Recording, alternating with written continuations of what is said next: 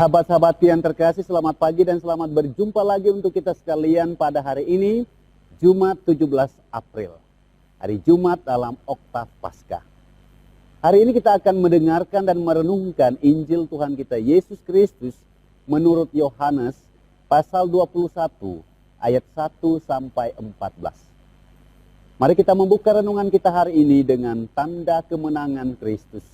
Dalam nama Bapa dan Putra dan Roh Kudus. Amin. Sesudah bangkit dari antara orang mati, Yesus menampakkan diri kepada murid-muridnya di pantai Danau Tiberias. Ia menampakkan diri sebagai berikut. Di pantai itu berkumpul Simon Petrus, Thomas yang disebut Didimus, Nathanael dari Kana yang di Galilea, anak-anak Zebedeus, dan dua orang murid Yesus yang lain. Kata Simon Petrus kepada mereka, "Aku pergi menangkap ikan." Kata mereka kepadanya, "Kami pergi juga dengan engkau." Mereka berangkat lalu naik ke perahu. Tetapi malam itu mereka tidak menangkap apa-apa. Ketika hari mulai siang, Yesus berdiri di pantai. Akan tetapi murid-murid itu tidak tahu bahwa itu adalah Yesus. Kata Yesus kepada mereka, "Hai anak-anak, adakah kamu mempunyai lauk pauk?" Jawab mereka, "Tidak ada."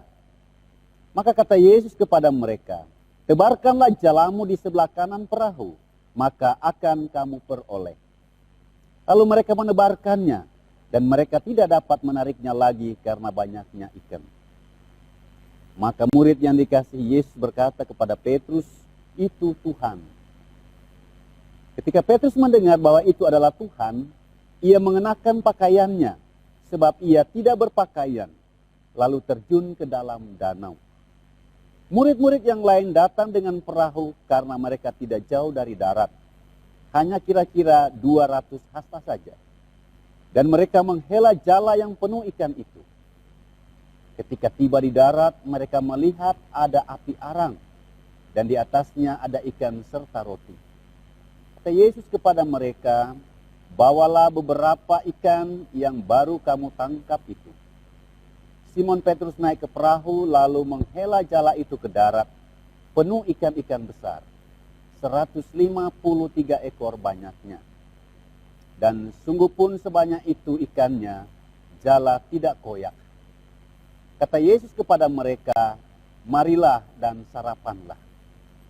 Tidak ada di antara murid-murid itu yang berani bertanya kepadanya, "Siapakah engkau?"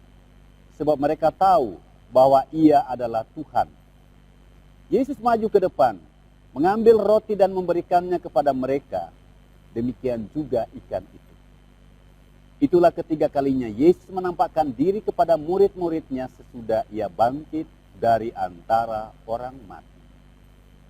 Demikianlah Injil Tuhan. Terpujilah Kristus.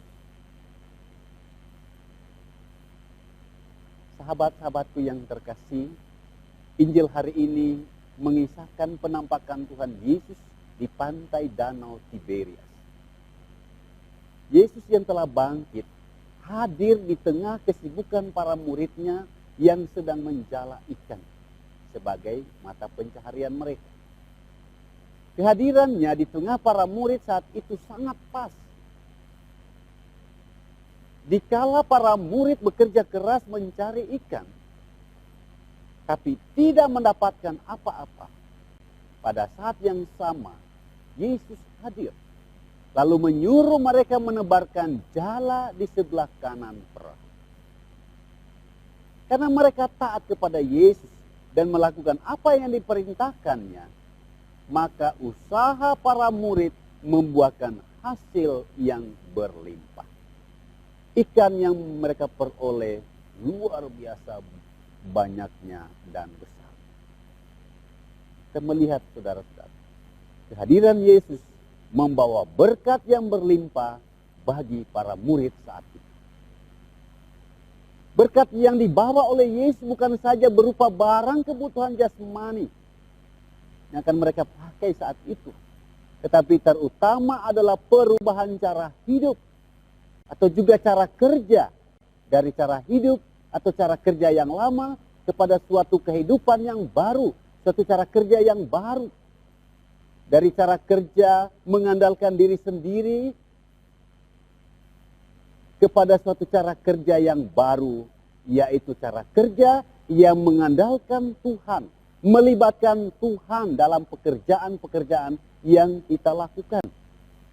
Di saat kita bekerja dan melibatkan Tuhan di dalamnya, maka kita akan melihat Dia yang turut bekerja dengan kita dan membawa berkat berlimpah dalam kehidupan kita.